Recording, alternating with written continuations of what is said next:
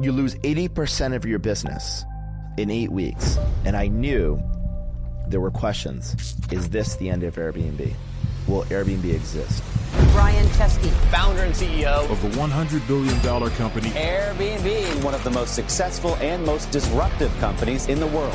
Airbed and Breakfast was just a way to keep paying rent before we came up with the big idea. We did not think Airbed and Breakfast would be a company where 4 million people a night would use. Don't focus on the mountaintop, focus on the first step. A lot of breakthrough ideas don't seem breakthrough at the time, they seem crazy.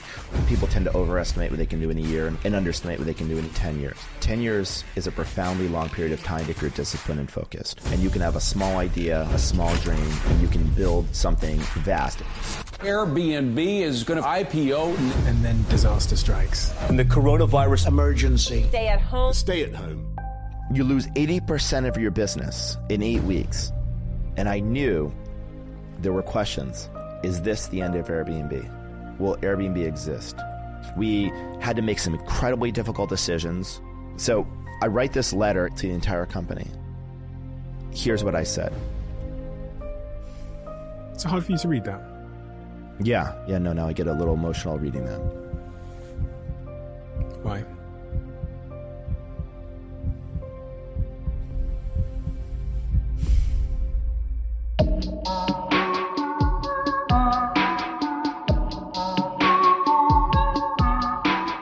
Brian, I'm a firm believer that our external world can change and evolve and look different, but it tends to be the case that our internal world is much more stubborn, which is who we are at our core. And I also believe that who we are at our core is often shaped by our earliest experiences. That's been supported by a lot of the psychologists I've sat here with. To understand you, the way you think and who you are, I think it's best to first understand that early experience and how it shaped the internal Brian that remains regardless of how everything else in your life has changed. Well, yeah, thank you for having me on. I came from a pretty normal, nondescript background, but in parallel to sports and all the regular things kids had, I had this other interest. And it was a thing that most defined me, and that was that I was an artist. I would be drawing, and I had these pads of paper, and I go through hundreds and hundreds of pages, almost compulsively drawing, both trying to learn how to mimic an environment and reproduce it in reality.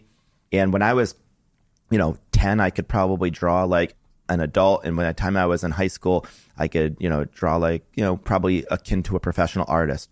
I loved to design worlds. I wanted to design an escape. And at the age of 17, I decide I'm going to design school. So I've already taken like 100 opportunities in life. And now I'm like, okay, I'm going to do this. I'm not going to be like a politician, a doctor, a lawyer, a astronaut. I'm going to be an artist or a designer. Halfway through freshman year, they tell you to declare a major. What kind of artist and designer? I'm like, I'm still 17. And I got to tell you what type of artist and designer. This guy comes in and he pitches an apartment called industrial design. It just sounded cool, industrial design. And I was like, what is industrial design? And I remember him saying something like, industrial design is the design of everything from a toothbrush to a spaceship and everything in between.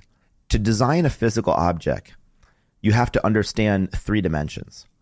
You can't just design an object, you have to understand how to make the object. If you were a graphic designer, you didn't really have to know how to make anything. I guess you have to know how to print it. But you had to know manufacturing. Well, what kind of materials is it? Are the materials sustainable? Where do you manufacture it? Well, how much is it going to cost? Because how much it's going to cost has implications on how you design it. Well, how much it's going to cost depends on who's the audience. How are you going to market it? You see, when an architect designs a building, no one blames the architect if the office building doesn't get leased out.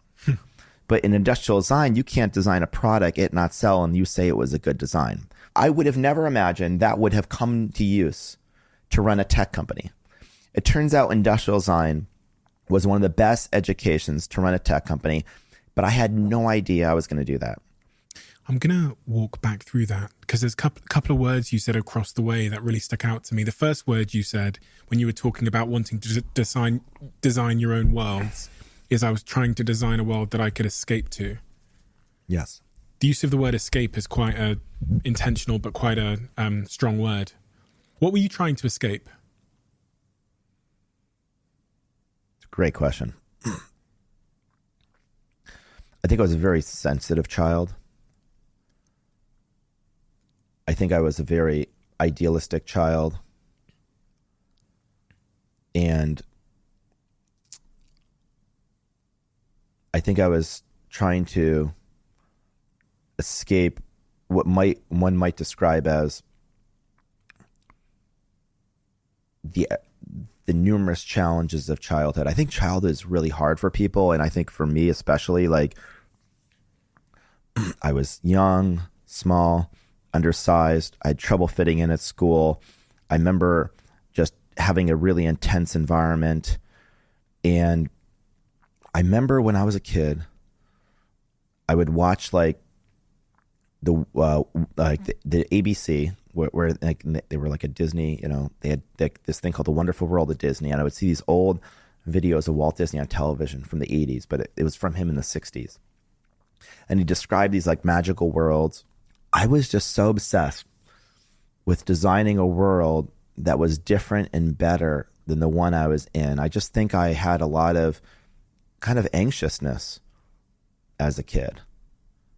And I didn't really feel like I was at home. You know, I felt like I was searching for home. And there's this great Bob Dylan quote. He said, "It took me a long time to find my way home."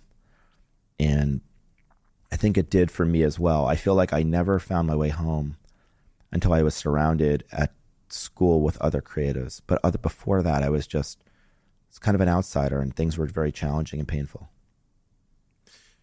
So am I right in thinking that your desire to design a new world was also a desire to design a home where you might fit? 100%. If you design the world as well, you get to control the world, and you get to... I think I want to design a world that I could live in, that I could fit into, because I probably didn't think I fit quite into the world that I grew up in. Absolutely. That's 100% the case. You said in some of your interviews that you are a hyperactive child. Hyperactive, impulsive, difficulty concentrating. I was never diagnosed with ADHD. Maybe today, if I was growing up, somebody may have said that, but I don't know. But I had an intense energy. I was always trying to do things differently. I remember like in middle school, I would try to like redesign the school curriculum or something, like just kind of interesting, frankly, kind of bizarre things. I was a bit of a performer. I wasn't into acting or anything, but I did a lot of like public speaking, and I would do a lot of creative writing. But I remember I was always different, and different wasn't good growing up. That was maybe the core thing. I think the core thing is I was different. I was different in almost every way, and different wasn't good. I sat here with a therapist, and she said to me, there's two things at a very human level. Her clients are royalty and CEOs at the top of the world and athletes and gold medalists. She says, all my clients come to me with one of two things, and it's usually both. Either they don't believe they're enough, or they feel like they're different. And those two things really haunt people in a world. You know, we're tribal animals, as you know from, I've watched Airbnb's IPO video, and this idea of connection really coming through strongly. We want to belong. We want to be in our tribes. And feeling like you're different, I was thinking about this through the lens of a tribe, means that I don't belong in the tribe. Feeling like I'm not enough means I'm not valuable to the tribe. 100%. And I would think both of those identified. I felt like my entire life, many people have like turned to addiction, and if I turned to one, it was work. And luckily my addiction was very productive. And so no one ever called it that. Like no one says if somebody's working all day and night, especially if they're doing something creative, if you're an successful entrepreneur. And it was mostly made me happy. But the challenge is that if you are doing something, hoping to become something, hoping you become something, and then therefore you're going to feel a certain way because people are going to treat you a certain way, it turned out that what I wanted was love, and what I was actually retracting was adulation. And so the problem is we try to seek conditional love. We do something great, we get noticed, and then people show us love and admiration, but it's probably not love or adoration. It's probably adulation. And adulation, I think, is like a cup with a hole at the bottom. And the problem is you fill up the cup, but then something leaks out the bottom. And so it kind of comes down and down and down. You have to keep filling it and keep filling it and keep filling it. And the problem is that, like anything, you can't just keep doing the same acts. You must do even bigger acts. You have to go bigger to get the feeling you had before. I think this is incredibly typical of people, like I know tech entrepreneurs, where a lot of them had challenged the authority, didn't fit in, wanted to be loved, and were really good at something.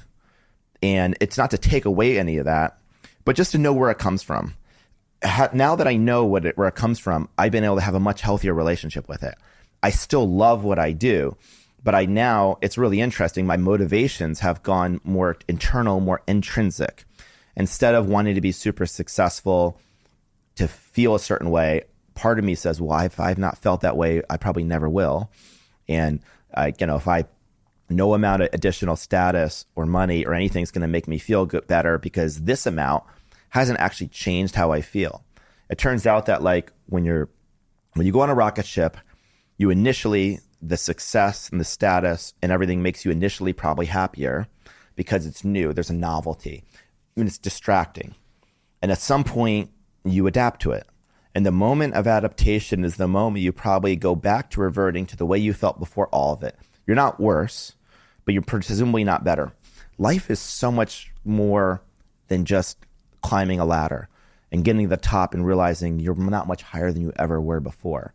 That the world is, you had everything inside of yourself, mostly to be happy before the journey started. And probably what you needed most is purpose.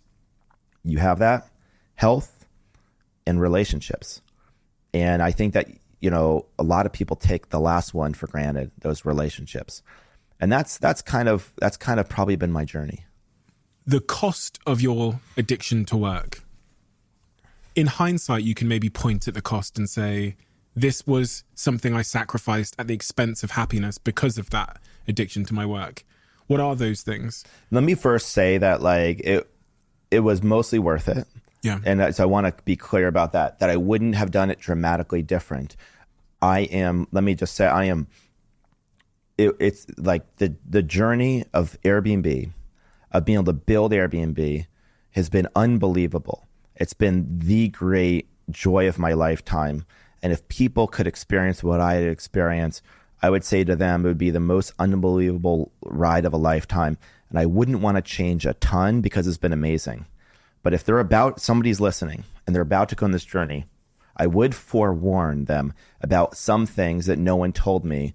And no one told me when I started this journey is two things. The first thing is how lonely it would be. And it doesn't have to be, but it's almost like by default. You see, when I started Airbnb, I started with my friends. Then we hired people. And those people, they were employees, but they were also kind of our friends. And this notion that I was the boss and there was a power imbalance, well, we're all broke working at a 3-bedroom apartment. So what does it mean that I'm CEO? That's kind of just a title. And so I felt really connected. We weren't a family, but we were more like a family than a business if it was one or the other. And then as we got successful, then it became more of a corporation. There was a chain of command. There were more boundaries. You started hiring people that had families, and people with families don't hang out with you on nights and weekends.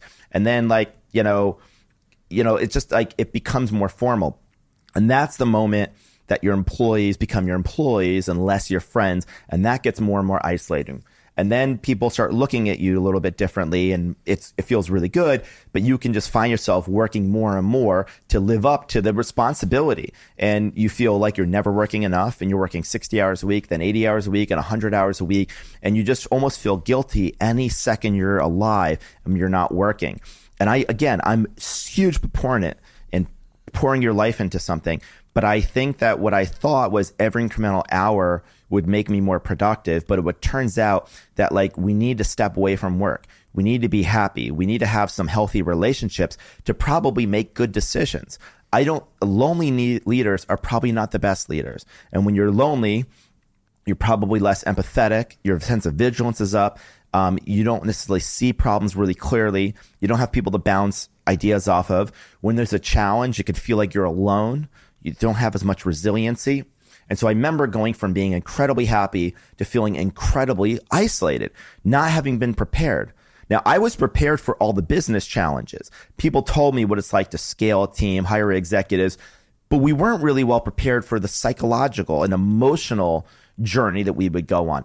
That turned out to be some incredibly intense journey. So that was the first thing. The first thing that I didn't know, no one forewarned me about, and that I've now learned is about the lonely journey it can be. And I would just tell people it doesn't have to be lonely. Keep in touch with your friends. Meet other entrepreneurs. Like, you've got to almost fight. The world, as you go on this journey, is going to isolate you into a bubble that's going to completely detach you from reality. And if you're not careful, you can lose a sense of yourself. And you have to fight every single day like a person in the ocean without a life jacket, just staying above water. And that staying above water is fighting the temptations of isolation so that you can remain connected. And if you're connected, you're going to be okay. But it's not going to just happen. Most people don't, you don't have to think about breathing. You just breathe. You have to think about staying connected. The other thing is you can't try to be successful to think it's going to solve something inside of you. Being successful, other than maybe a sense of purpose. It turns out having a purpose and serving others and being focused on something, that's generally good for you. Beyond that, no amount of status and power is going to fill something inside of you. Whatever is inside of you that you're missing, you need to probably fill, through introspection. Like we might call it solitude, connection to self. Or maybe, many of us growing up were kind of lonely. And so we wanted to be loved. So we decided to pursue these things so that people would be connected to us. But then by working, we're just lonelier, more and more isolated. In fact, maybe the thing we had to do the entire time was reach out and bring people in. Maybe that was the thing we were missing. And that was probably what happened with me. If you could talk into Brian's ear in October 2007, when you were 26 years old and you arrived in San Francisco, and you could say, Brian, listen, here are some practical things I'm going to do. Here's how I'm going to change your schedule for the next 10, 15 years. I'm going to add 1 extra hour of something to your schedule every week. What would that 1 hour be? It's completely obvious to me that I would make time for the people I love. Who is that? I would start with my family, especially my sister. I'm now really close to her, but through a bunch of the Airbnb journey, we would go weeks without talking. For no other reason, I was just busy. And and there's this paradox that when you go on this crazy journey like I do, a lot of people don't reach out to you because they're afraid to reach out to you because they think they're bothering you. But you're so busy that you're dealing with inbound from the business that if no one, you're just reacting all the time. So if your friends don't reach out to you, you're not going to reach out to them because you're just reacting to everything. And they're like, well, they're so busy. If they want to talk to me, they reach out to me. Mm-hmm. You see how you end up in this drift and drift and drift? I would have stayed connected to my high school friends. I have high school friends I now do an annual trip with. Some of them I didn't talk to for almost 20 years. I graduate, I didn't keep in touch with them. It's one of the great regrets I have. I had college friends that I lived with after RISD, but every year as I went on my Airbnb journey, we talked less and less and less, and I drifted more and more away. And I could go down the list. I had this thing I talked about it once before, but it was 2021. It was like May or June, and I had developed at this point, long relationship with President Obama. He had left office, and he became a bit of a mentor to me, and he mentored me on leadership and business. And at one point, he took a personal interest in me. And I remember I was single, got out of a relationship, and I kind of felt lonely. And I remember telling him, I think I need to be in another relationship. And he said, I don't think you yet need to be in a relationship. I think what you need are friends. And I thought to myself, but I have friends. What do you mean? But then he explained that he had these 15 people in his life, many of them before, mostly before he was president. And they were totally connected. And I realized I had all these people in my life, But if I call them first, they go, what's going on? Like, what's new with you? And I have to get them all up to speed in my life. And if you have someone in your life where if you were to call them or text them, you have to get them up to speed, then you're not connected. People you're connected to are already up to speed. And I actually think that most of us being alone or being lonely is an illusion. Or maybe the illusion is that like people don't love us. And the fact is we have all these people, but we're not reaching out to them. And they're also not reaching out to us. And everyone's waiting for someone else to take some initiative. And it seems crazy because we're just a text message away from our entire life. And yet, what do? We open the phone, and instead of texting people or FaceTiming them or like seeing them, what do? Open social media? So opening social media is like going to a dinner party, except you don't go inside, you're looking in the window. And, you know, like it's great if it's a way station to meet people, but if you're just look in the window and that's your social life, then you're going to feel really sad. So knock on the door and walk in and start talking to people, start hanging out. So that would be the thing I would do. I wouldn't have been totally isolated. I would have stayed connected to my family, my close friends, and really, the only other thing I'd say is I'm now friends with a bunch of other entrepreneurs, including you said you had Daniel Ek on the show, and I would call him a friend, and I spend time with him and others. So in other words, I would keep my old friends, and I would be friends with people in my situation. So Daniel Ek doesn't know the Brian before Airbnb, so maybe he doesn't know the real me, that me, but he does know a different real me that my childhood friends can't know, because my high school and college friends can't possibly know what it's like for me to go through what I'm going through. And I can tell it to them, and they can have compassion, but they can't possibly know what I'm talking about. But Daniel can. And Daniel can know what it's like when an executive leaves you, where everyone's kind of, the walls are caving in, and you feel like you're not scaling, and you're like drowning in this. You know, there's all these things I can describe. We have a shared experience. So I think those two groups are really important. Your roots and your friends from the past, and your friends from your present day shared experiences. And there was a period of time where I didn't have either of those really. As you were saying that, it reminded me of a phrase I heard many years ago in a book I read that said, the things that are easy to do are also easy not to do. And as you're talking about the just sending the text is so easy to do, which is also why it's so easy not to do it, because we're always just one text away. So what's the point sending it? But also it reminded me of why I have that sand timer on the wall, on the shelf over there, because it's funny. I think I've lived so much of my life believing that I could do life later. Like I could pick up the relationship with my family later. And then it's almost like we're living through the frame of that we're going to live forever. Like when you look at our decision making, you think, fuck, you're giving like 3 decades of your prime years to building this thing. Like, and we're assuming that we can pick up the rest later and it'll all be there. And that's what I learned. I tried to pick it up later and there was nothing there. I think that metaphor of the hourglass with the sand slowly dripping every day of your life is a window. And every day that window gets a little narrower and a little narrower and a little narrower. Shall I say the difference though, just with the sand timer? Tell me. Is you know it's dripping, but you can't see how much you have left. Oh, that's a really good point. So and that's why you should almost cover it up, because we can, you know, with the sand timer, we can see how much sand we have left. But in life, I could live for another 6 minutes. And so could you. Or it could be 6 months or 60 years. And yes, that's a profound thought. And you're right. We don't really live our lives imagining if we had a limited time left, how would we live?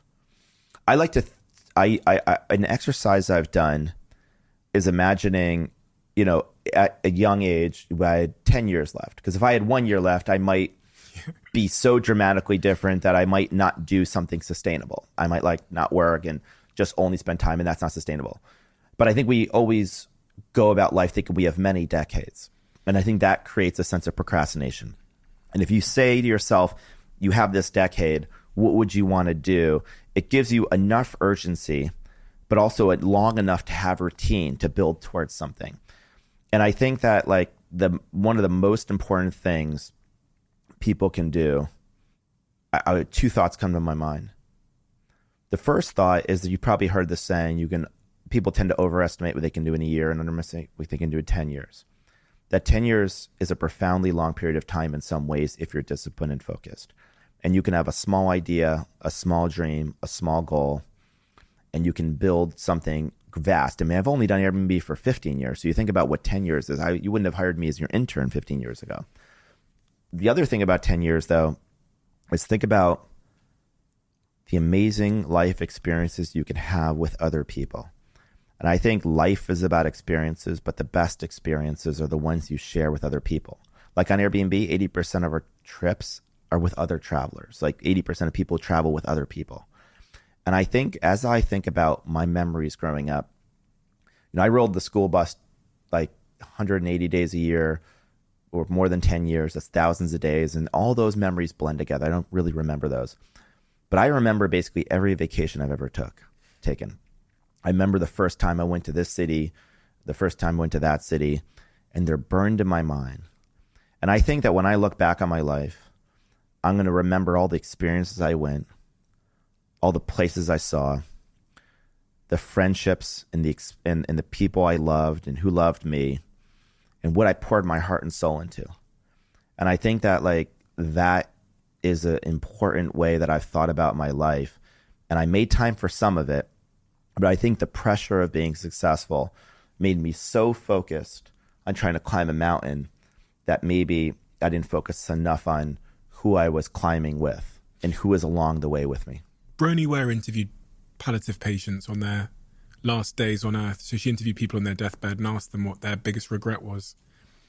Hypothetically, if you had 6 minutes left and I was interviewing you to find out what your biggest regret might be, now, you had 6 minutes left. What might you say to me? I think my biggest regret would be the time I didn't spend with people I love. Maybe making sure those people knew how I felt about them. And then I'm 42. I've created many great things. The one thing I haven't created that I've always wanted was probably a family. I just couldn't even explain exactly rationally why, but it's just, I think humans many people have an urge to create a family, maybe to feel like they've created something and they can leave something behind. I will have left a company behind, but maybe I could leave more than that behind. So those would be the things that I would regret. But importantly, I'd also like to say, I feel like in other ways, I've lived multiple lifetimes. And I would be filled with so much love and gratitude for what I've been able to experience, because I never thought in my lifetime I would be able to experience what I've experienced right now up to this point. The amount of people I get to meet, the amount of work I get to do. I get to come to work every day to obsess with some of the most creative people in the world. And, most people, they don't get to be surrounded with the people they choose. When you're a CEO, you get to pick the people you're surrounded with. There's something really special. And I've gotten to select some of the most creative, kind, compassionate, intensely driven people in the world, making some things that I'm so proud of that have affected millions of people's lives. So, but I tend to think we regret the things we didn't do, not the things we did do. And I think we tend to regret, the people we didn't spend time with, the people we loved that we didn't tell, or the people we, could have met and didn't. There's sacrifice involved in everyone's journey, especially when it's a great journey. And you were talking about being, I think, 25 years old when Walt Disney inspired you. Yeah.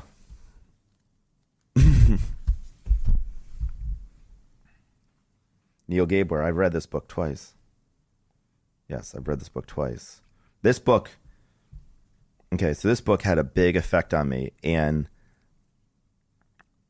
there's 2 chapters that really affected me. So this is the Joe Gebbia book. It's the definitive biography, and it's pretty extensive. It's like over 600 pages, so you can see it.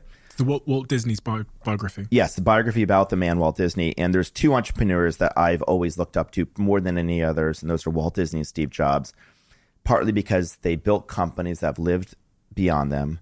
But more importantly, they were creative people that were basically running tech companies. I mean, Apple was clearly a tech company. Disney was at the time very much like a technological marvel. The first chapter that really affected me was this chapter, I think it's Go Getter.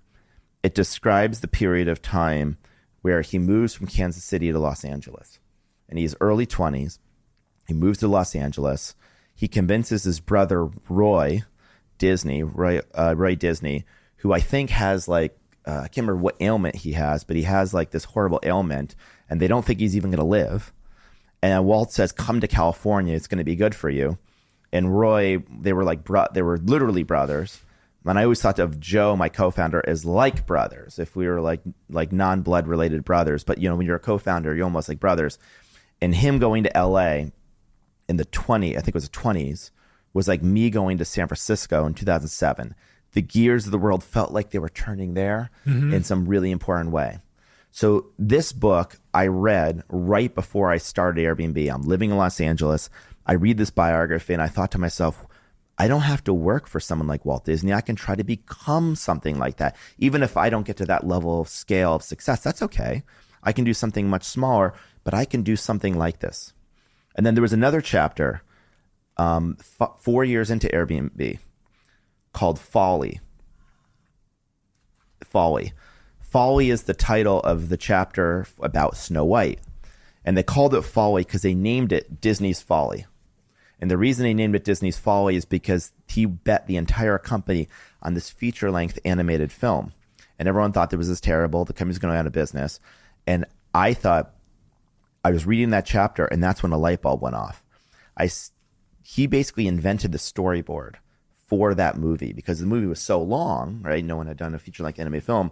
They had to storyboard out the scenes. And I remember thinking to myself, once I read that chapter, I said, what if we created a storyboard of the perfect vacation on Airbnb from the time you book to the time you check in? And what if we literally designed the end-to-end journey? You might call this service design. And this became a guiding light to how we design our service. We didn't just design the screen, the apps, the emails. We designed the experience, the end-to-end experience. Kind of like when I was in industrial design school and we were like designing a ventilator or some product and you're trying to put yourself in the shoes of the user. So this book became very influential for me. And maybe the final thing I'll just say is like, somebody once said, numbers are the language of business. And I remember thinking to myself, no, language is the language of business. Numbers are just the only way we have to measure them. But that you ever notice there's 500 companies in the Fortune 500. How many of them are creative people? I don't know how many, but like I might be one of the only ones that went to design school. They have boards of directors. Let's say there's 12 or 10 people per board. So that's like 5,000 board members. How many of them are creative people or designers or people from the humanities? Not many. How many CEOs have creative people reporting to them? Not many. And so we have this world now where many people are dissatisfied with the way the world is.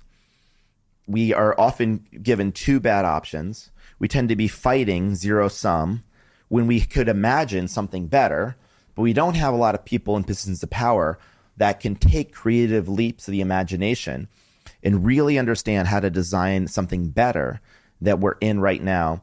And I think creativity is kind of being systematically squashed from maybe corporate America. Pablo Picasso said, it took me 4 years to learn to paint like Raphael, but a lifetime to learn to paint like a child.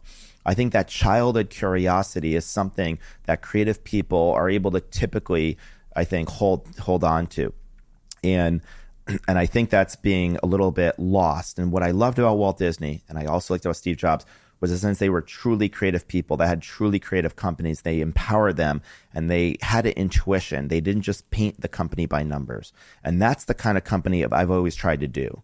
I've had this dream of creating one of the most creative places on earth, like Disney or Apple. We may not get there, but at least we'll have the ideal. I want to talk about that moment where creativity won out over what a CFO or the numbers might say. But taking a step back to that, something else you said there, which is kind of alluded to this idea of creating for yourself being the path forward to creating for others. And I saw that. It's actually one of the big things as an entrepreneur I've taken away from the Airbnb story, that you don't have to sit there and think about what a million people want in a product. You just have to solve a problem for like you and your best friend, and you can build an amazing business out of that. And that's really like the genesis of Airbnb, if you go right back to even and that's the name. Almost every company in the world, by the way. Almost every company in the world. Maybe enterprise companies are not that. People have this thing. People forget take any giant company in the world, nothing large started large. They always started small. It started with a few people, one or a few people, and many times they were making something that looked like a toy. It looked like a hobby. I remember one of my first investors said, Brian, don't worry about people stealing your idea, because if it's any good, everyone will dismiss it. Everyone will dismiss it. Everyone will dismiss it. It turns out that a lot of breakthrough ideas don't seem breakthrough at the time. They seem crazy, or they seem unserious, or they seem like hobbies. They seem something small. Airbnb, we did not design a way for millions of people to stay in homes. Airbnb started one weekend. It was October 2007. A design conference was coming to San Francisco. All the hotels are sold out. And we had this idea. We said, well, what if we just turned our house into a bed and breakfast for the design conference? We can make enough rent. I think I actually have that email. Oh, yeah. You have the email that Joe sent me. Yeah. Yeah, you have the email that Joe sent me. And so that's... I thought of a way to make a few bucks, turning our place into a designer's bed and breakfast, offering young designers who come into town a place to crash during the 4-day weekend. This is September 22nd, 2007. We thought we were just creating a way to create a bed and breakfast for the conference. Unfortunately, we didn't have any beds, but Joe had airbeds. We pulled the airbeds out of the closet and we called it airbedandbreakfast.com. Now, I can assure you, we did not think Airbed and Breakfast would be a company where 3-4 million people a night would use to sleep in. We did not think I'd be doing podcasts and I'd be a giant public company. We thought it was going to be a way for 3 people one weekend to stay in our apartment, sleep on some airbeds, pay us money. We'd have a cool weekend adventure and we'd go about our lives. And the funny thing is, we thought it would pay the rent while Joe and I at the time, thought of the big idea. We kept talking about the big idea. And Airbed and Breakfast was just a way to keep solving our own problem, paying our rent, before we came up with the big idea. But when I joined Y Combinator, it's a very well-known startup incubator of sorts, the founder, Paul Graham, used to have a saying, and it's the most important advice I ever got, and it's what you were saying, and it's counterintuitive. He said, it's better to have 100 people love you than 1 million people that just sort of like you. If you have 100 people that love your service, when they love something, they'll tell everyone they know. I remember talking to somebody, she loved Airbnb. I'm like, how many people did you told Airbnb? She goes, I probably told 10 or 20. And their friends standing next to her go, no, she's told like 100 or 200 people. And I started realizing people who love something become your marketing department, and they'll tell other people. And if they tell other people, that grows by what we call word of mouth. So how do you get somebody to love something? I don't know how you get 1 million people to like something at the same time when you're starting from nothing. But I do know how you could get 1 or 2 people to like something.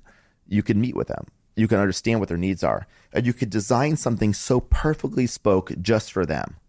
And you could literally think of them as recruiting one person at a time. If you have a business idea, you don't need to get to 1 million. Before you get to 1 million, you need to get to 100,000. Before you get to 100,000, you get to 10,000. And before 10,000, you get to 1,000. And before 10,000, you can get to 100. So all you have to do, and all roads lead to 100. Don't focus on the mountaintop.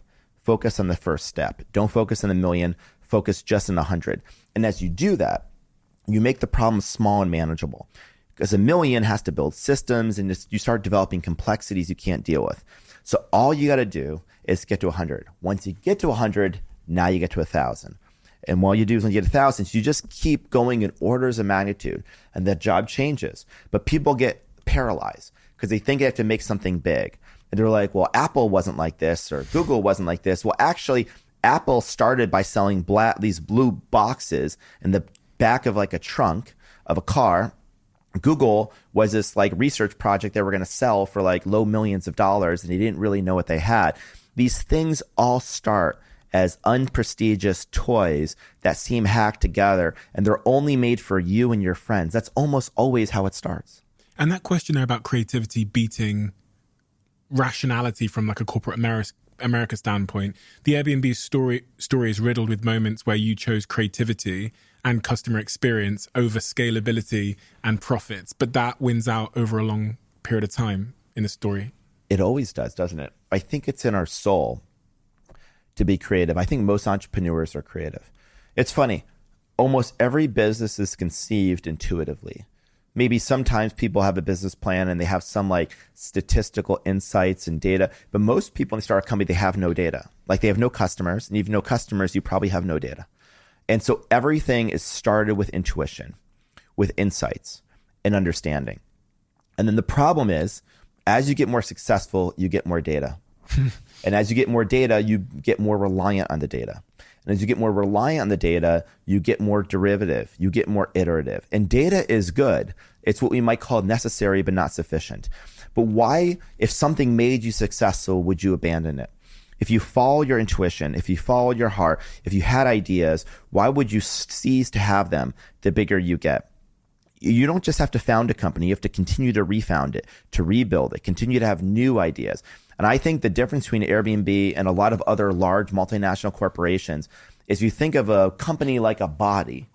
Most companies, it's like they're cut off at the head, they're disconnected from their heart, and they're kind of cut off and they're focused on the one more analytical side of their brain. I think what most companies need is more creativity and maybe a little more heart and soul. Most people at companies are loving, well-meaning people. They just don't act that way. Like the HR and legal departments are mostly really good people, but the departments sometimes work where the groups overly defer to these groups. They're very risk averse. They round the edges off it. They cease to take risk, not realizing the biggest risk is we don't change in a world that we know will change. But no one wants to be the one to make a change, to take a risk. The organization starts focusing on itself rather than why it exists, to serve other people.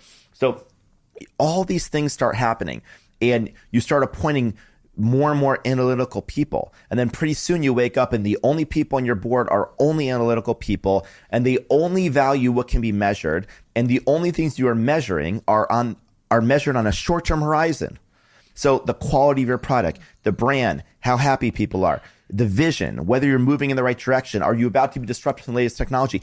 These things are all hard to measure. There's an old saying by a Nobel Prize winner named Linus Pauling. He says, not everything that counts can be counted. Not everything that can be counted counts. So we tend to have a bias towards short-term financial measurements. It doesn't mean they're unimportant, but if you only optimize for them, then you're going to be imperiled, and it's a pretty damn good guarantee that you're going to be irrelevant in the future. So I feel like there needs to be more heart in business, more creativity in business, and not for the sake of the creative people, for the sake of the businesses, for the sake of the world we live in. Don't we want to live in a world that's more interesting, than more exciting? We need to bring the creativity that artists and scientists come together to bring. And it's that marriage of artists and scientists and operators all coming together that I think can design a significantly better world than the one we have in now. We have all of the technology we need to design a better world. We, believe it or not, have all the money we need. We can say we need more money, but actually we could be more efficient and more productive with the resources we have. This is going to require creativity, though. At the very beginning, I saw this email, which I think is really important, because maybe it's the most important thing, because there are going to be people starting companies now that are getting a lot of emails like that. This is from August 1st, 2008. We were, by the way, so let me give the context of this email. So Joe, Nate, and I were trying to raise money. For everyone trying to raise money, I want you to know that Airbnb was trying to raise $150,000 at a $1.5 million, I think, post-money valuation. I'll give you that right now. Exactly. And here's one of many rejection letters. Hi, Brian. Apologies for the delayed response. We've had a chance to discuss internally and unfortunately don't think that it's right for fill-in-the-blank investment firm from an investment perspective. The potential market opportunity did not seem large enough for a required model. Now, I want you to just put in this perspective. Airbnb handles nearly as much money as the entire GDP of the country of Croatia today. One in about every $1,500 spent in the world, about $1 spent on Airbnb. That's a pretty large market. And our business is pretty much the same idea as the idea that we proposed that person who said our market opportunity wasn't large enough. So there's probably a myriad of lessons in that, aren't there? And I think that it's a reminder that the world doesn't just change, or at least it doesn't just transform towards our dreams, ideals, and ambitions. That requires certain types of people. We might call them entrepreneurs, inventors, all sorts of people in different domains. that believe the world could be a little different than the one that they live in, that have the audacity to believe that they can do it. And they have the ability to convince other people to go on that journey with them. But along that journey, everything's going to be different. You're going to get lost. You're going to be cold. You're going to have like obstacles. Things are going to attack you. You're going to fall down pits. And the question is, when people are cold and they're shivering and they're not sure what to do and you're running out of resources and rations, can you find your way up that mountain? Do you know why you're going? Can you invent all these different apparatus? Like there's a stream you can't figure out. You can build a bridge to cross this stream with the limited resources you have. Can you recruit people along the way? And can you beat the drum? And when people are tired and they say, I want to sleep, you say, yes, we're going to rest, but we got to go. Just 500 more steps. I know it's right over the edge. I think we can do a little bit better. And can you push people outside their comfort zone? Not enough to hate you, but enough to feel like a trainer. You're like 3 more reps and you don't want to do it. And then that very moment, they're not your friend, but at the end of the workout, you're like, thank you for pushing me that hard. This is that kind of person. And can you take divergent ideas that no one's ever seen before and just continue to reformulate them? Could you store these ideas in your head, 1,000 competing ideas, and just reformulate them in your mind? It turns out this stuff is difficult, but you can work your way up there. Most people watching this have the skill set to be an entrepreneur. Not everyone has the skill set or the desire to run a giant company. I don't think everyone needs to do that, but a lot of people have the skill set to do something, to start something. This is what you need to get up the mountain. And the problem is, imagine we got up the mountain and then somebody was dropped from a helicopter, having never walked up the mountain, and you tell them, okay, now you lead this group up the next mountain. Can you imagine how hard it'd be for that person to drop from the sky? Or maybe they joined a third of the way up the mountain, but they weren't there at the very beginning. You see, a founder brings 3 things that a professional manager doesn't have. The first thing a founder has is they're the biological parent. So you can love something, but when you're the biological parent of something, like it came from you, it is you. There's a deep passion and love. The second thing a founder has is they have the permission. Right? Like I can't tell another child what to do, but if they were my child, I probably could. I have the permission. And so you have a permission. I could rebrand the company and a professional manager would probably come and say, I can't do that, but I know how we named it. I know how we branded it. So you know what you can change. And the third thing that a founder brings is you built it. So you know how to rebuild it. You know the freezing temperature of a company. You know what temperature it melts. You know, like what this looked like before it was tooled, where it came from, the alloys, where they were sourced from. You're not just managing it, you're building it. And the problem is professional managers typically don't have any of those 3, at least not in the abundance of founders. But the problem with founders, there's 2 problems. The first is most of them cannot scale to run a giant company. And even if they do, the last problem is they don't live forever. And companies, great companies, usually want to live longer than humans do. And so therefore, you end up with the inevitable challenge that Disney and Steve Jobs had, which is succession planning. And actually, both of them died prematurely and didn't, maybe Steve prepared more than Walt did. And that's the last step of the journey. But I think there's something really special about founders and founder-led companies. And I think that if you want the world to change, we need more entrepreneurs. We need more founders. If you want to empower more women, you should make more women entrepreneurs. If you want to lift up more economies around the world, you should lift up entrepreneurs in those economies. It's one of the greatest ways to create wealth, to change the world, and to just change the trajectory of society. So powerful, Brian. It made me think about what Steve Jobs did leave behind. And that's maybe where the word culture comes in. Because I would have bet against Apple surviving and flourishing in the wake of Steve Jobs' passing, because Steve was so special. But he clearly left a set of enduring principles behind. Culture. You know, I spoke to Daniel Ek, as you said, is a friend of yours. He said to me, 20 years old, didn't care about culture. 30 years old, didn't know what it was. At 40 years old, I think company culture and team culture is the most important thing. When you think about culture, how important is that? What is it? How does one go about creating it? It's funny you asked this question, because last week I sent an email to the entire company, to all 6,000 people. And my email was about culture and why it's important and what it is. Can I read you a portion of it? What a privilege. So the context of the email is I hired a head of people and culture, like a different name for HR. Joe and I have always believed that you must design the culture you want. Otherwise, it'll be designed for you, and you might not like what emerges. The people and the culture they create are at the heart of Airbnb. Simply put, culture is what creates the foundation for all future innovation. In the long run, the culture is the most important thing you will ever design because it's the engine that designs everything else. All good designs start with a vision. And I want working at Airbnb to feel like working at the world's largest startup. I believe we can grow into one of the largest companies in the world without feeling large. A company that's still run like a startup, with the best people in every discipline collaborating at high speeds with intense focus, all while maintaining minimal bureaucracy and communication layers.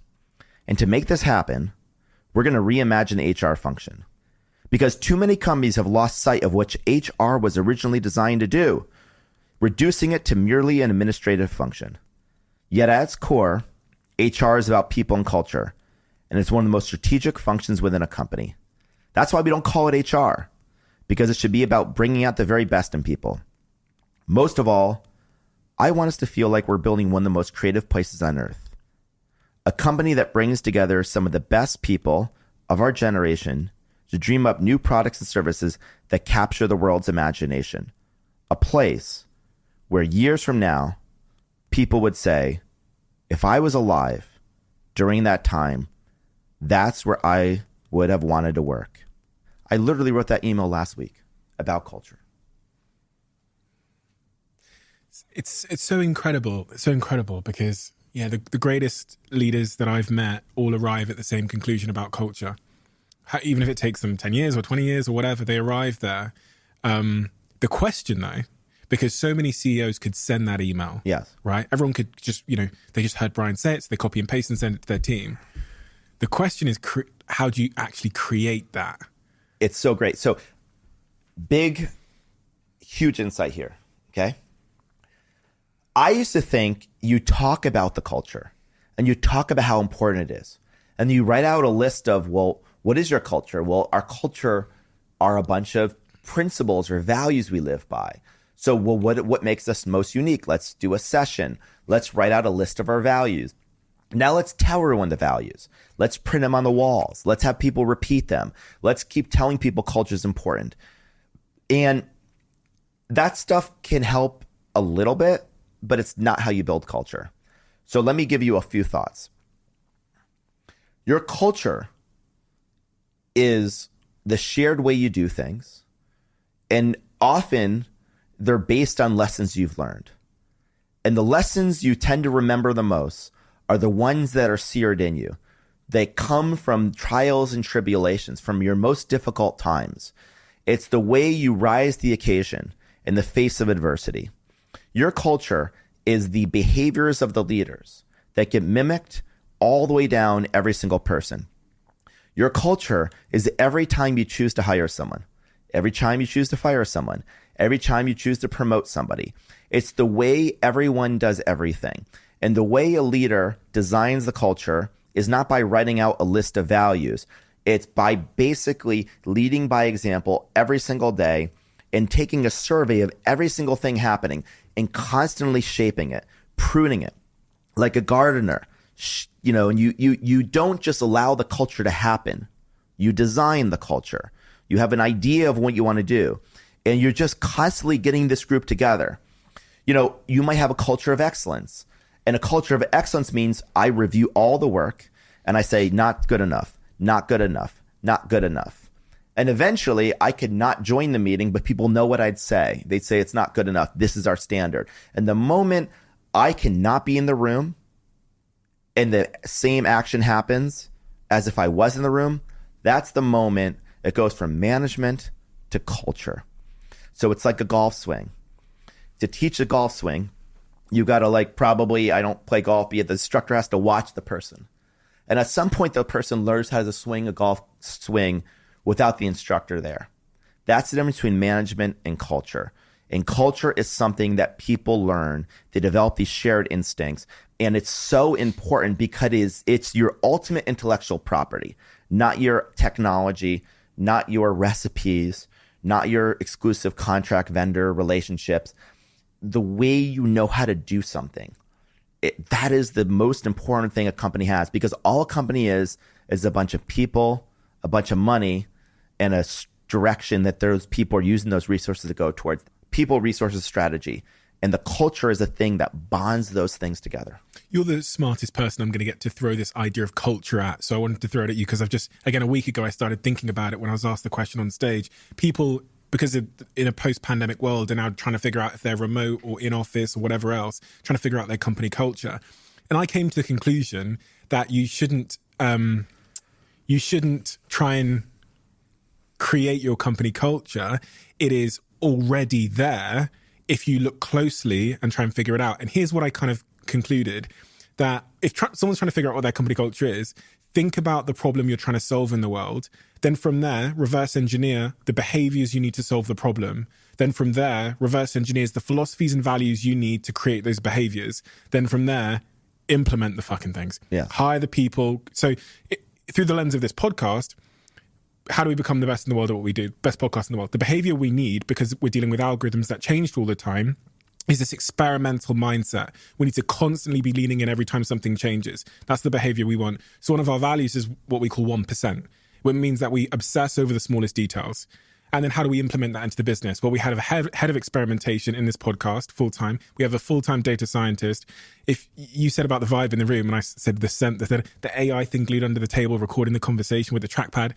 So that's like our company culture. It was the behaviors we needed, the philosophies that created, and then the systems, processes, and people we then hired through to make sure that we achieved that. Does that roughly, you're the first person I've ever said that to, that roughly makes sense? And please interrogate it for flaws, because I need to improve my thinking. I think it's essentially correct. And I think the one thing I would add is when we say behaviors, because I agree with the word behaviors, but I want to like round out behaviors because for just a second. I used to think behaviors as the things in addition. We used to say the what and the how. This is something I always got wrong. There's what you did and how you did it. And people tend to think of the what as competency, how well you did your job. And culture is how you went about doing it. And like, so were you a jerk? Were you nice? Did you make people around you better? And I don't think that's accurate. That's what I used to think. There's the what and the how. It turns out the how you do something creates the what. In other words, you can't break the core values and succeed at making something, but like trample on people along the way. Your values, your culture is how you do something. So for example, let me take our example. Like one of our we don't even really have codified core values. We have old codified core values, but like our culture is at its strongest when it's just like one shared consciousness. So the best cultures is one shared consciousness where everything in your head, everything you care about is permeated throughout the people, and they can finish your sentences, and people would do in a room without you what they would do if you were there. And that's when you create this collective consciousness. So my thing is the culture starts with the intersection of what your vision is and what your personal values are and how you want to lead. And to use this, I just want to give one very concrete example of where I left this out. I'm a perfectionist. If people who work for me will watch, they'd actually laugh because that's kind of like a classic understatement. I want every part of the product to be perfect. I want our product to be perfectly designed.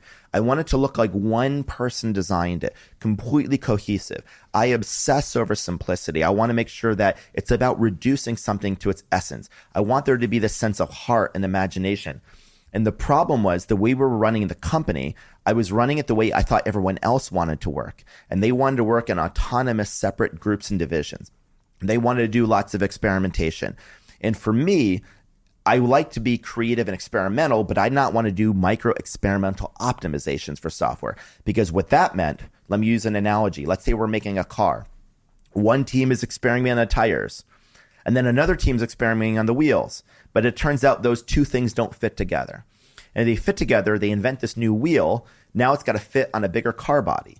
So now they got to go to the car body team and change the shape of the car. But that makes the car, I don't know, maybe heavier, and they need a different battery. So now they go to the battery team. The battery team says, well, we need to manufacture a new battery. But now they need to actually capitalize that. So they go to the finance team. And the finance team goes, we have to go to the IR, investor relations, to say, we need to explain, we need more money. It's just a metaphor. The metaphor is that you're all in one team, rowing together. And I realized that we needed to be totally integrated. So I did some things that no one else did. I said, there's no more divisions. We're going to be run like a startup. We have a design department, a marketing department, an engineering department, a sales. And this is how every little company is run. And almost no large companies in the entire world are run this way. People say you can't run a giant company like a startup.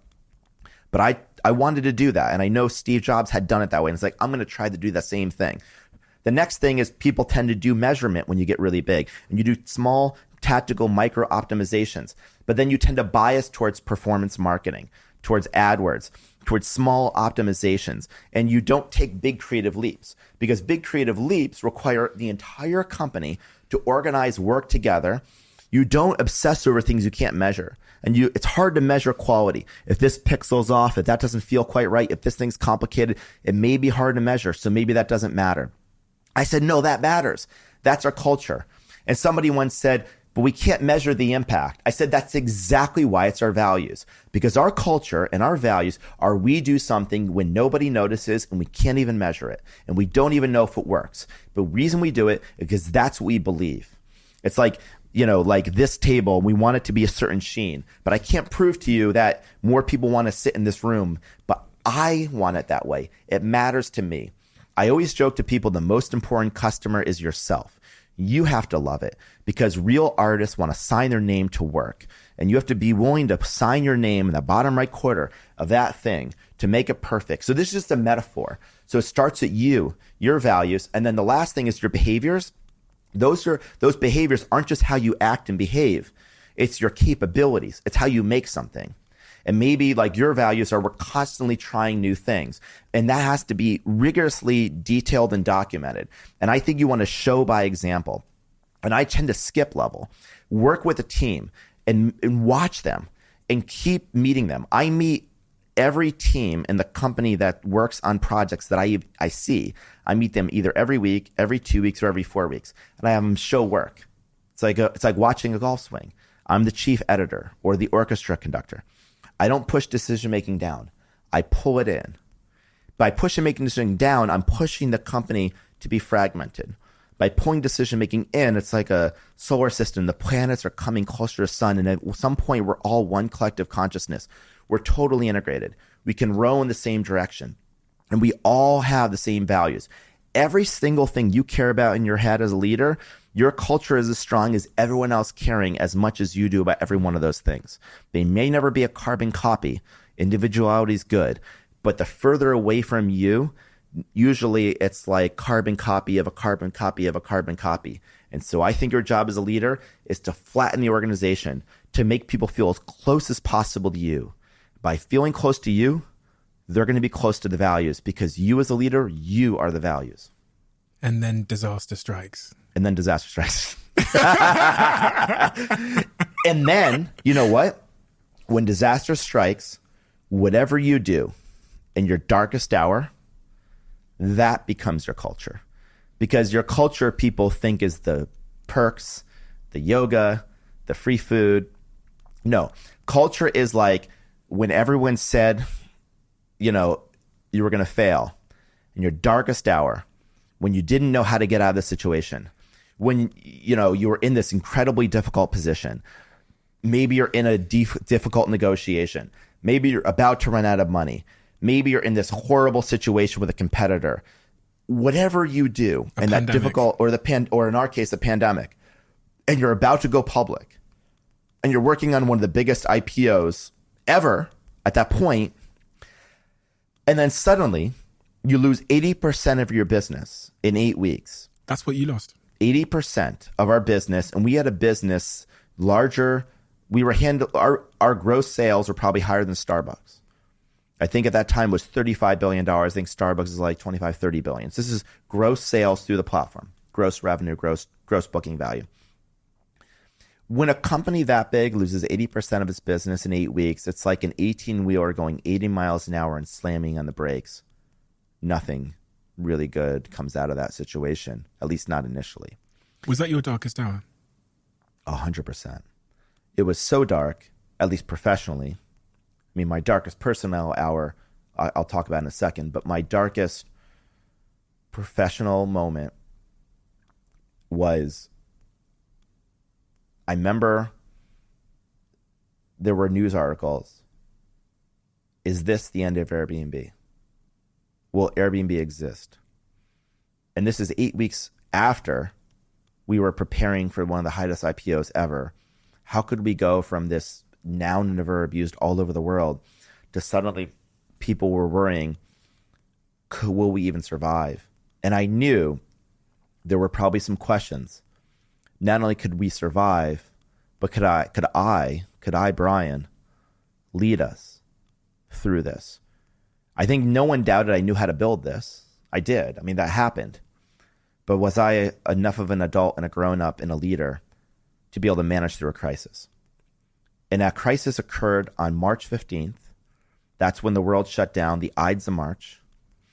And I remember holding an emergency board meeting. And I remember there was a quote by Andy Grove.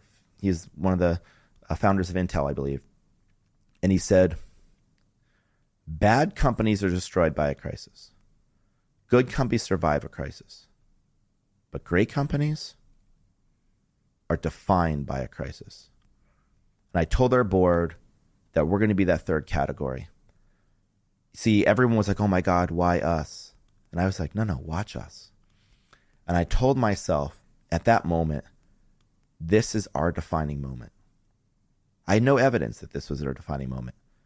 But I said, this is our defining moment. And I said, what's about to ensue over the next 6 months will be the best 6 months in the company's history. We are going to redefine every part of our company. So I learned a lesson in a crisis. You make principled decisions, not business decisions. A business decision is you make a decision predicting the best possible outcome. A principled decision is irrespective of the outcome. Maybe you have no idea how the outcome is going to play out. How do you want to be remembered? What's important to you? I wrote a bunch of principles. Some were pretty simple, like act decisive and fast. Everyone, by the way, data-oriented people really struggle in crisis because the data has changed and they don't know what to do and they are uncomfortable making intuitive decisions. You better do that in a crisis.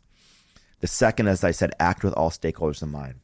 A lot of people suddenly, they don't think about everyone and they get really cold and heartless. I mean, that's a temptation and you should not do that in a crisis. Always imagine, how do I want to be remembered in history? Maybe history won't remember you. Maybe we're not important enough to be remembered, but pretend like we are. If we had to be remembered, how do we want to be remembered? Act decisive with all stakeholders in mind, preserve cash, win for the next travel season. People said travel may never come back. It may not come back forever. I said it will come back and we're going to win. And I think the final thing is to remember that a crisis is a terrible opportunity to waste. If you tell yourself, this is my defining moment, then that creates an optimistic mindset. And that optimism is what everyone looks to, because in a crisis, the hardest thing you know what the hardest thing to manage in a crisis is? This is what I learned. Wow. It's your own psychology. It's not the employees. It's not the financials. It's your own psychology. Because if you think you're screwed, people see in your eyes and they say, well, you have the most information, so we must be screwed. But if you're optimistic, and that optimism is rooted in reality, some basic facts that people still want us to exist, and here's why, then that optimism is going to be the conditions for creativity. And you damn well need creativity in a crisis, because in a crisis, you often have like two bad options. And you sometimes want that third path. And that's what creativity is. Oftentimes in life, creativity is that third path, that third road that doesn't exist, that you pave with all the components that weren't ahead of you. So that's what we did. We rallied the company together. We got in a foxhole, basically, and we rebuilt the company from the ground up. We had to make some incredibly difficult decisions. We had to reduce the size of our company by 25%. History will always remember how you did that. I hope so. And I hope they Because remember it well. I remember it. I read it 1 hour ago before you came here. I read every article about it, and you were Can I read the ending of it? Yeah. So I wrote this long letter when I never thought I would, and I just want to read the ending of it because I'm going to read just the close, the last 3 paragraphs. So I write this letter informing the company of a layoff. This is, obviously very difficult, and actually in a pandemic, it's pretty traumatizing because it's uncertain, you're isolated, you're by yourself maybe, and you don't know if you're laid off in a pandemic, who's hiring, because the economy slowed down and we were in a recession. So I go through this email, I write out all the benefits. I'm not going to read the whole thing. I want to just fill the gap for you though, because Okay. The benefits you gave, I read it upstairs, the benefits you gave people were unlike any other company did. The way you looked after their mental health, the way you offered to maintain their healthcare in the US, people lose their healthcare if they lose their job. I looked at it and thought, fucking hell. We created an alumni directory where if you were laid off, you could opt into a public directory. We'd publish your information and we'd point recruiters to your information. And we ended up getting like hundreds of thousands of recruiters and people ended up visiting those profiles. And a lot of those people got rehired. I was even calling CEOs. And I remember, this is how I want to be remembered. I want to remember that when I'm imperiled, we're in our darkest hour, I'm not just worrying about how we will survive. I'm trying to call CEOs of other companies to see if they can hire our people. But I want to read you what you made a long-term decision in that moment. Yeah, it's so clear. Well, I asked, how do I want to be remembered? CFOs wouldn't have made, like, I'm not just saying CFOs in general, but finance-focused data people would never have made those decisions. It's nothing. Yeah, and the lesson isn't that finance isn't good or data isn't good. It's that making decisions solely on a financial basis are usually not good. Finance is an input.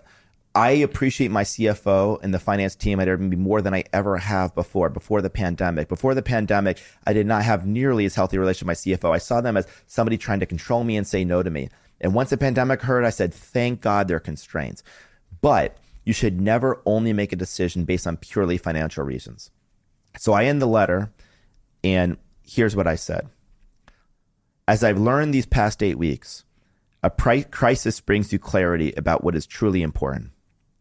Though you've been through a whirlwind, some things are more clear to me than ever before. First, I'm thankful for everyone here at Airbnb. Throughout this harrowing experience, I've been inspired by all of you. Even the worst of circumstances, I've seen the very best in you. The world needs human connection now more than ever. And I know that Airbnb will rise to the occasion and I believe this, because I believe in you.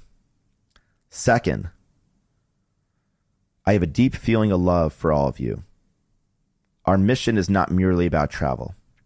When we started Airbnb, our original tagline was, travel like a human. The human part was always more important than the travel part. What we're about is belonging, and at the center of belonging is love. To those of you staying, one of the most important ways we can honor those who are leaving is for them to know that their contributions mattered and that they will always be a part of Airbnb's history. I'm confident their work will live on, just like this mission will live on. To those leaving, I am truly sorry. Please know this is not your fault. The world will never stop seeking the qualities and talents that you brought to Airbnb that helped make Airbnb. I want to thank you from the bottom of my heart for sharing them with us. Brian. That was... It's hard for you to read that. Yeah, no, I get a little emotional reading that. Why?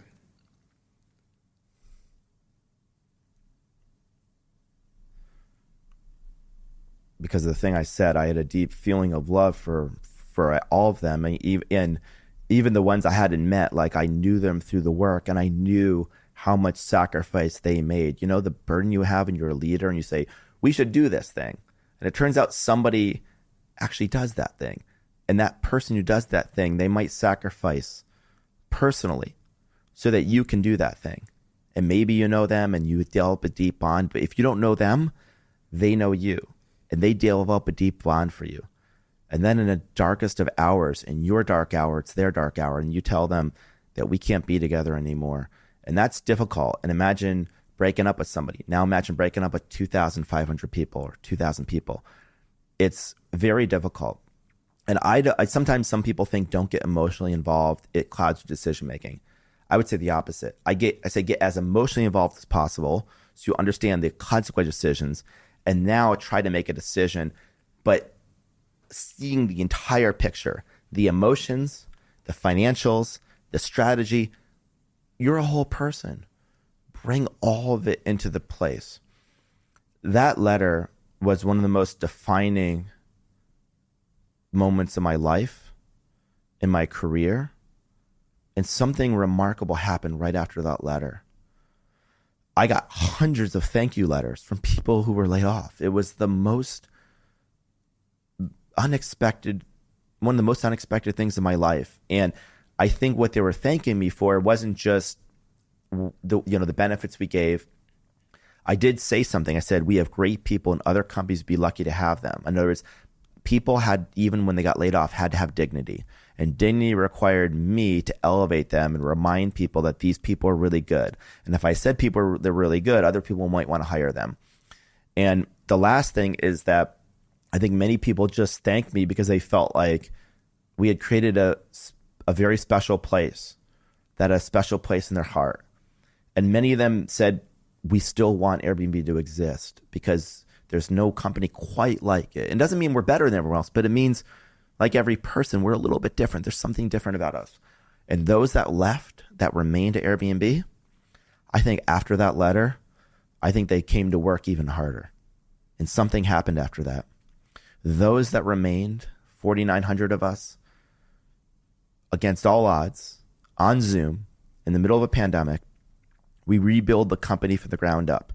We reorganize every part of the company. We rebuild all the products. We redo how we do marketing. Then something miraculous happens. Our business starts recovering because people start getting in cars and staying in Airbnbs like a tank of gas away. And then our bankers who put our IPO on hold say, you should dust off the S1. And then we decide to go public. And we go public at a valuation that probably valued us at $50 billion. And by the time, within an hour of opening, we're $100 billion. And a huge amount of the text messages, emails I got weren't just current employees, were former employees. Some of the ones that were laid off or people I had been along the journey with. It was the most unbelievable 7 or 8 months of my life. And by the end of it, I remember saying, I think I was 39 at that point. I said, I'm 39 going on 59 because I've lived like 20 years this year. And I think that's the moment I really grew up. How did you feel in that moment? Your company's worth $100 billion. It's IPO'd. How does it feel? I had a lot of feelings, mostly great feelings and some sadness.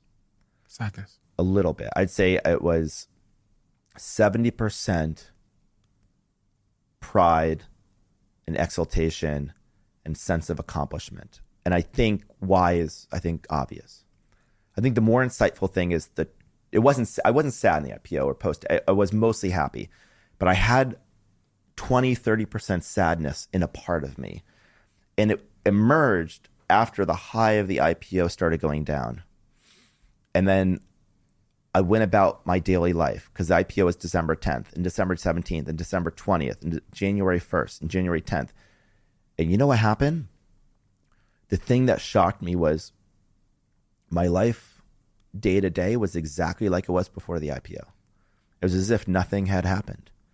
The IPO and us being a public company mostly existed in my head as a consciousness. Yes, we were now public, and yes, we now had a quarterly earnings report, but like I'd wake up on Monday and nothing was really different.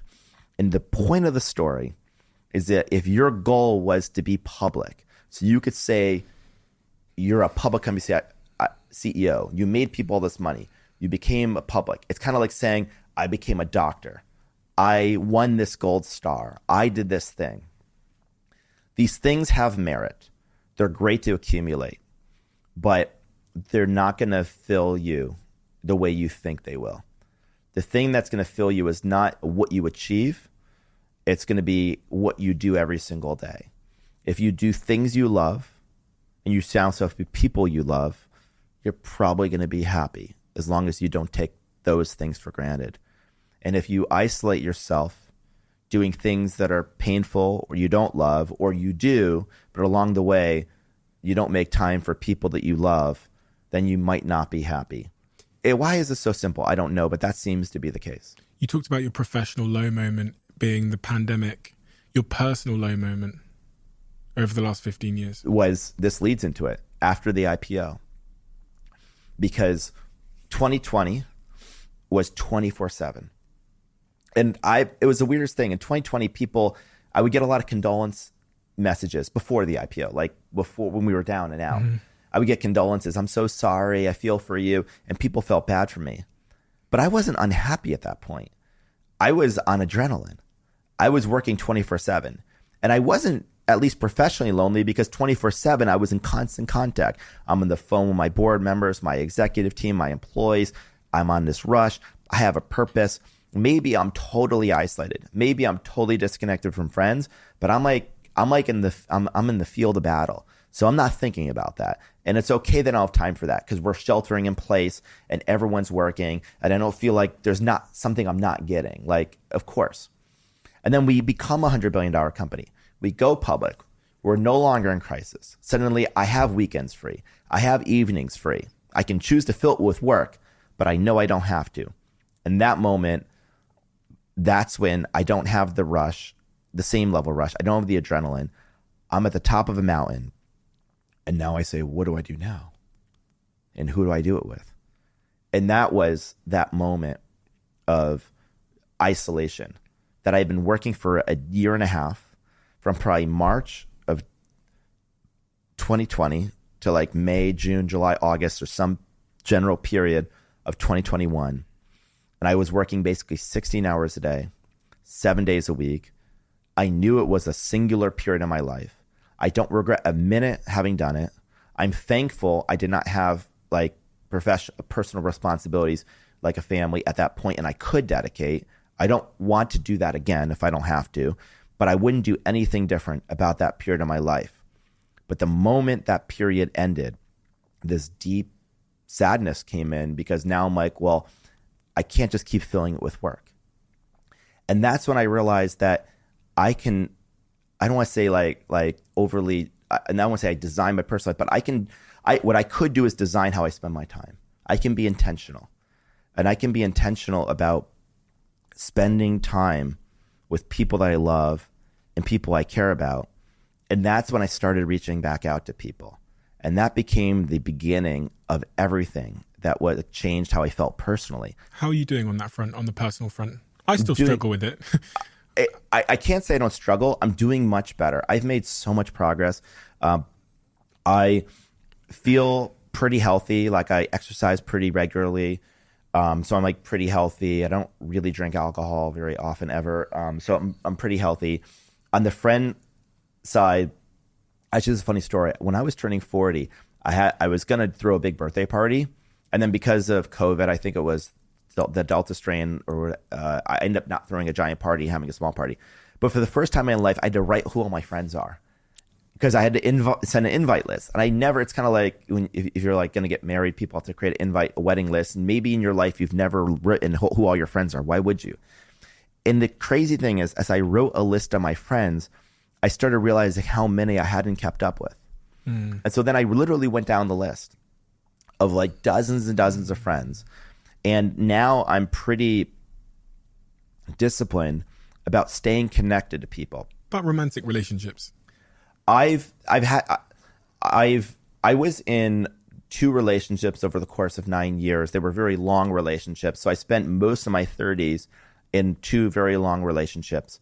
I'm single now, and I've dated some, but that's probably something I need to make more time for. And it's definitely like more complicated for me today than it was when I was in my early 30s. Like, Is it hard for someone like you to meet someone? I think the part that's like kind of interesting is like, yes and no. I think you have a lot of, like, you encounter a lot of people and you have a lot of access, but at the same time, like, you know, there's a pretty big infrastructure around me and my life is like pretty structured and organized. And there's not maybe as much spontaneity. Like, I'm not just going to like bump into somebody at the grocery store as frequently as I used to. Like, not to say that's where you meet somebody, but you know what I'm saying? Like, there's a little less spontaneity. It's definitely not the easiest. It's not the easiest thing, but I'm not sure it ever is easy. I think there's always this happenstance that occurs. So, you know, I kind of said, like, my job isn't to like try to find somebody. My job is to, it's kind of like, I wonder if finding a partner is similar to finding what you want to do with your life. Some people say follow your passion. And I always say, but what if you know what your passion is? I think the better thing is to follow your curiosity. But your curiosity is something you must actively participate in. You must actively put yourself out there in situations to discover what you love and who you love. And be open-minded. And be open-minded, knowing that you might not predict what you want and that you might not have a type, because to have a type is to be so prescriptive that you think you know exactly what you want. Well, if you knew exactly what you want, you'd probably already have it. You said a second ago the vision really actually starts with the founder. You've gone through a lot of personal changes over the last couple of years. And that's sort of inspired the next chapter of Airbnb, it seems, about connection and being more than just people renting out their houses. What is that next chapter for Airbnb? So I think when people see Airbnb on the surface, they see homes. Most of those homes are empty. And the reason you book them is because you can save money. Maybe you can live like a local. You can have these really cool, memorable vacations. But, you know, it's a space. And I think that the center of gravity of Airbnb, over time, I like to shift from the spaces to the people. I think at the end of the day, we're not just a service. We're not just a product. I think what I'd like Airbnb to become is more of a community, more of like a global travel community. And I think in that community, I imagine that everyone will have this really robust profile and with this rich identity system. So we know who everyone is and everyone knows who everyone else is, which I think is the foundation of trust. The profiles are really rich with public information and personal information like preferences.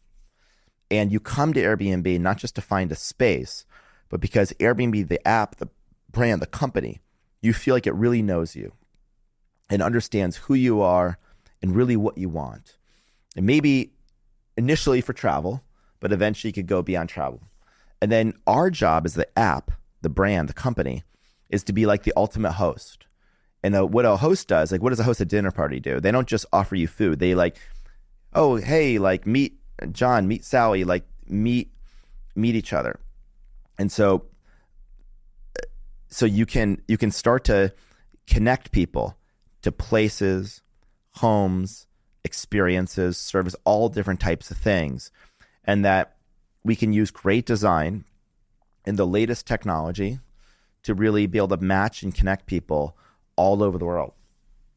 And if we're successful, then, you know, I think we can push against this dark cloud of, you know, loneliness that has been, you know, casting shadows over society all over the world. I mean, literally right before this, the reason I'm in a dress shirt, I took my jacket off, was I was at 10 Downing Street, but I wasn't meeting the Prime Minister. I was meeting some of his members of his staff, including the Minister of Loneliness. They have a Minister of Loneliness. The fact that the United Kingdom needs to have a Minister of Loneliness, and probably many countries do, tells us that it's not just older people that are lonely. In fact, some of the loneliest people in the world are teenagers. This is crazy. And why is this? It's because the mall is now Amazon, the theater is now Netflix, the office is now Zoom, and it's not the fault of any of these things. I think these are all great inventions. I had this vision once, like, what is my purpose at a professional level? At the most fundamental level is to help bring people together. That's kind of what we do at Airbnb. At the most fundamental level, maybe we bring you together with your friends to travel. Maybe you bring you together people from other cultures you've never met before. If we can bring people together, I think we can reinforce these two core ideas that we've had since the day we started. The first is we believe people are basically fundamentally good. Like children. Most children are good. You were born creative, curious, open-minded, loving for the most part. I think that we have the ability for goodness inside of us. And the other thing is, I think you said this in the beginning of our discussion. People are basically 99.9% the same. In fact, genetically speaking, that we know that's true. And the thing I'm surprised by is not how different we are as I travel the world, is how similar we are. And that 0.1% that makes us all different, we might call that diversity and culture and heritage. And we use all these different words to describe that 0.1%. But as you spend time with those people, you're going to realize the shared humanity we have. And if we believe the 99.9% of the people were the same, then it would be really hard to hate someone else. Because how could you hate someone that's 0.1% different than you? That would seem kind of pointless. And that suddenly you would find this common bond. So that's kind of at a conceptual level where I'd like us to go. I'm not saying that's who we are, but that's saying at a conceptual level where I'd like us to go. The direction of travel. The direction of travel, and maybe even one day beyond travel. No pun intended. Exactly. Oh, I like that. Brian, we have a closing tradition on this podcast where the last guest leaves a question for the next guest, not knowing who they're going to leave the question for. Oh my God. So they've left this in the official diary of the CEO for you.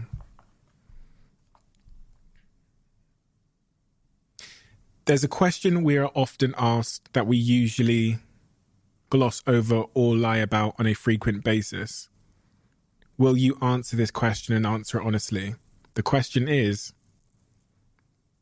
how are you?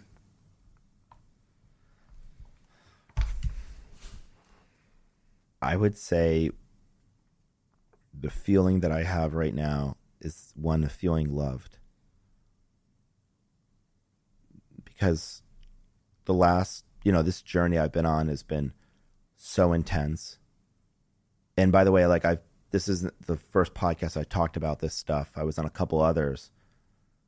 And after I started talking about this, I had a lot of people in my life who I love who reached out to me, and it's been a basis for some connections. And what I've realized is I was never as alone as I thought I was. And I had so many more people in my life than I realized, and they loved me more than I ever knew. It's kind of funny. We often wait till after people die to tell them how much we love them at these services, hoping maybe they're watching. And sometimes there's a reminder that we should tell them how we feel about them while they're still alive. And I've gotten the benefit of people telling me that. And I've been able to tell them that I had a cold, and sometimes I have these temporary feelings of, I'm a little bit like a little tired here and there. But those feelings come and go. And the feelings that stick with you are really basic feelings. And I think the most important feeling that I have is love. And I make my best decisions when I'm feeling that, because that love is like the light. And it's like a true North Star. And that's how I'm feeling right now. And also, the more I think about it, the more I let it in, the better it feels, and the more it's true.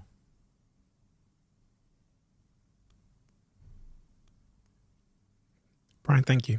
Thank you very much. You are one of a kind, that's for sure. And you're one of a kind in the most important ways, because, those people that are different, that think differently, that see the world differently, that are able to go back to first principles and design a new world and believe in the ability for us to design a new world, end up doing that. And just from sitting here with you over the last two hours, whatever it's been, I see someone who has the potential to do exactly that, design a new and better world, and also believes in it. And in doing so, inspires others to believe that that's possible too. That is a truly special thing. I've interviewed a lot of people. Not everybody has that, but you're born with it. And the cost of that, so clearly to me, is the feeling of being different. Yes.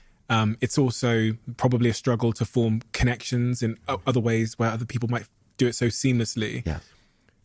But from a societal perspective, the sacrifice you make in being different is one that society will owe you for long after you're gone. And it's a worthy sacrifice.